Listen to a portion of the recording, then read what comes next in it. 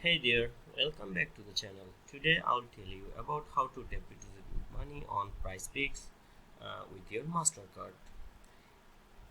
So you cannot directly deposit money with your Mastercard. For this, you can use PayPal to pay with your Mastercard.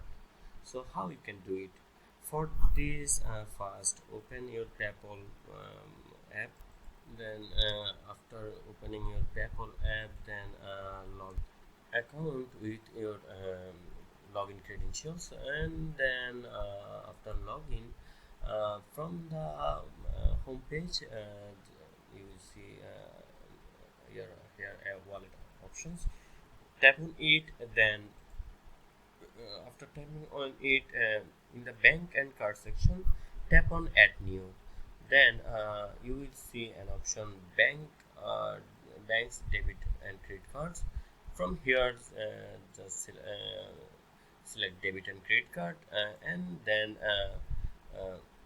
you can scan your card or enter your card info manually. Then it will be added to your Mastercard here. And that's it. That's how you can deposit money on Prizepicks by your Mastercard.